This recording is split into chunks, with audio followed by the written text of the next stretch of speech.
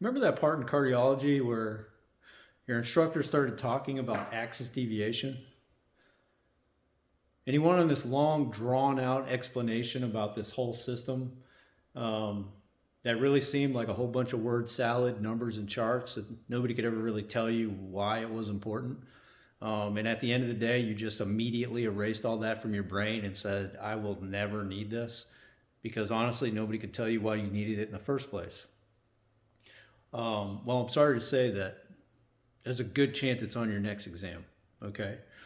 So what I'm going to do is I'm going to give you a quick rundown of quickly how to assess axis deviation if they show you an EKG, so you can just get the right answer. Okay. First thing though is, why do you need to know axis deviation and what it actually is? Okay. So first thing, if you look at the heart, all the axis deviation means is essentially, is the electricity being deviated in one direction or the other? Okay, so what I mean is, like, let's say the left ventricle is big, they have LVH, right? The left ventricle is big, so you got a big muscle. Big muscles need more electricity, so the axis deviation is going to be towards the left, okay? Same with, let's say they had a heart attack, and let's say they killed a portion of the right side of the heart. So does dead tissue need electricity? No. So where's the electricity going to go? Away from the dead tissue, because, you know, it's not balanced anymore. Big muscle uses more electricity, it's going to draw it. Dead muscle uses none, so it's going to go away from it. It's as simple as that. So essentially, when you're looking at EKGs and you're like, well, okay, axis deviation, why do I even care?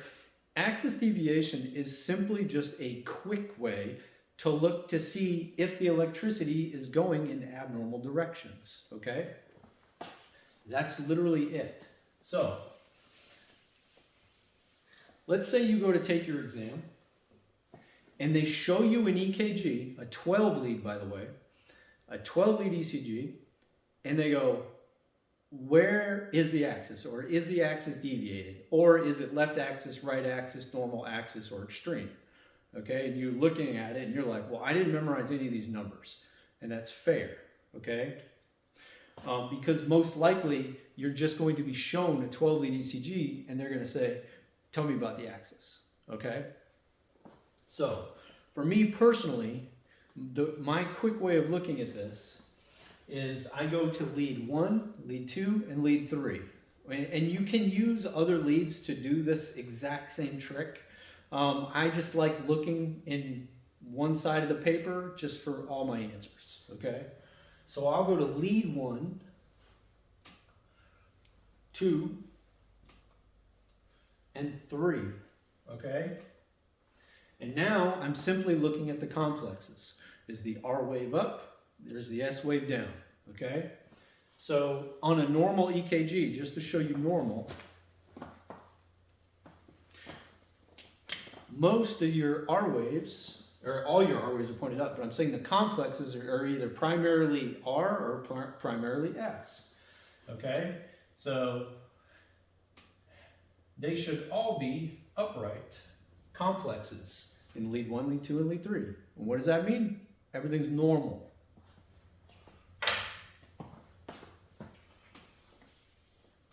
If everything is down, okay, and that would mean like you just have a lot of S waves and no R waves pretty much. That's what that means. If the majority of the complexes are pointed down, that's like extreme bad.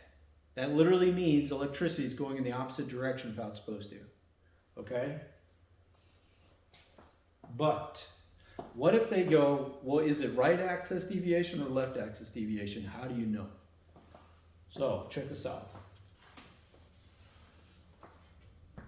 It leads 1, 2, and 3, so you just keep your eyes to the left side of your paper. Okay, if I have, and I look in lead 1 and lead 3 primarily, okay? Lead 1 is up, lead 3 is down. So those arrows are pointing away from each other. So I will say that they are left apart, right? Right together, left apart, which means this is a left axis deviation. They are left apart, okay?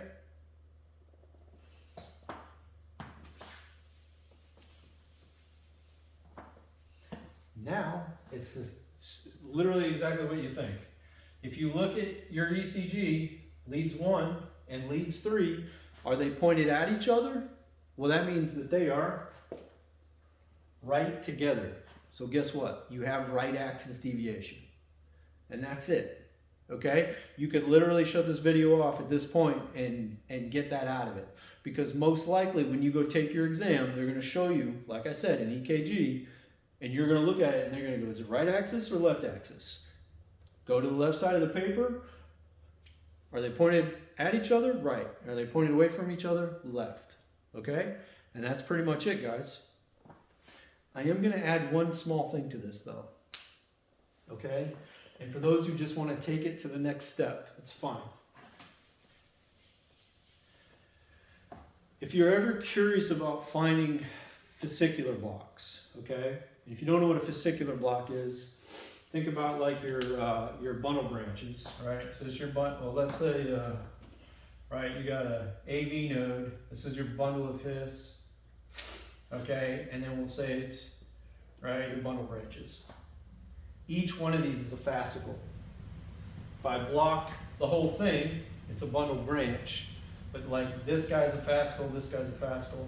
If I block them both, it's just a, you know, it's a left bundle branch. Okay? But if you're ever curious about just a quick way to find fascicular blocks, do the same thing. Okay? So if I have them pointed at each other, we already said that's right together. Okay? So you already meet the criteria for right axis deviation.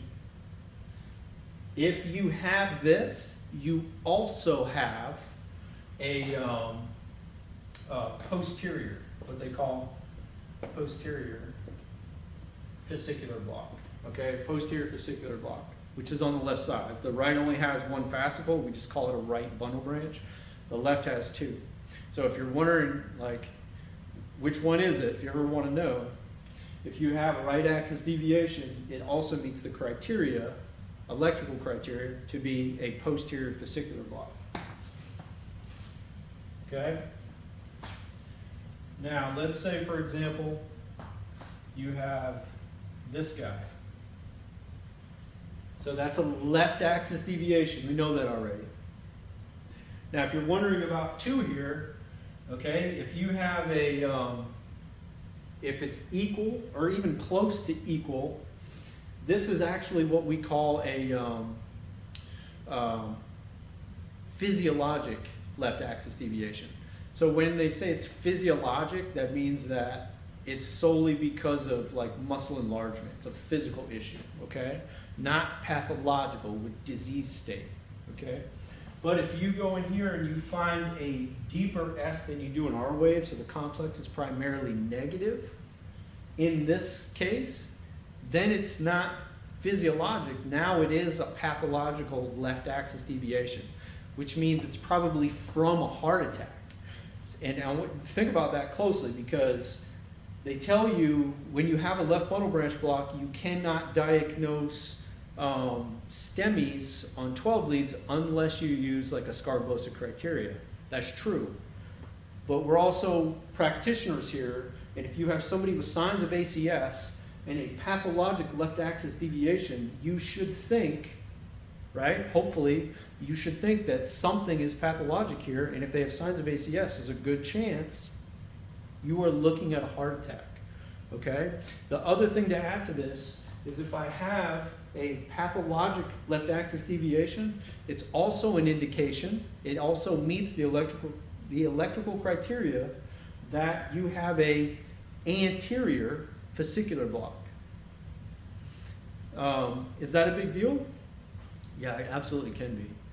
Because I want you to think like you only have 3 primary electrical pathways through the ventricles. There's only 3. So if I block 1 of 3, literally a third of your electrical pathways are gone. And the ventricles are kind of important. I mean, it does kind of equal blood pressure, you know. So just something to think about, guys. Anytime you have an electric deviation and signs of ACS, hopefully as a practitioner you'll take it serious. So thanks, guys.